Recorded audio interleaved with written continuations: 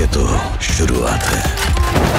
বলিউড বাদশা শাহরুখ খান ৩ দশকের বেশি সময় ধরে দর্শকদের উপহার দিয়েছেন একের পর এক স্মরণীয় সিনেমা। অবশেষে কিংবদন্তি এই অভিনেতার ঝুলিতে যোগ হতে যাচ্ছে প্রথম জাতীয় চলচ্চিত্র পুরস্কার। ভারতীয় গণমাধ্যম সূত্রে জানা যায় ৭১তম জাতীয় চলচ্চিত্র পুরস্কারে জওয়ান ছবির জন্য শ্রেষ্ঠ অভিনেতার পুরস্কার পাচ্ছেন শাহরুখ। ১ আগস্ট দিল্লিতে এক প্রেস কনফারেন্সে এ বিষয়ে আনুষ্ঠানিক ঘোষণা দেওয়া হয়। এটি হতে চলেছে তার জীবনের প্রথম জাতীয় চলচ্চিত্র পুরস্কার।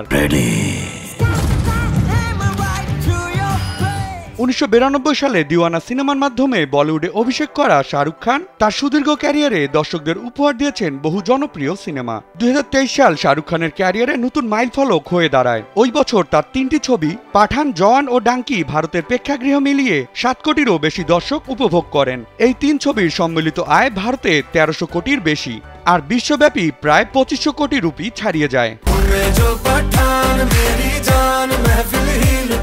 বিশ্বজুড়ে অগণিত পুরস্কার এবং সম্মাননায় ভূষিত হলেও জাতীয় চলচ্চিত্র পুরস্কার এখনও অধরা ছিল শাহরুখের জন্য।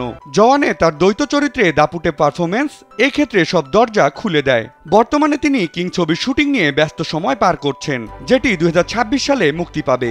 এই ছবিতে তার সঙ্গে অভিনয়ের মাধ্যমে বড় পর্দায় অভিষেক হবে কন্যা সুহানা খানের। বিনোদন ডেস্ক, কালবেলা।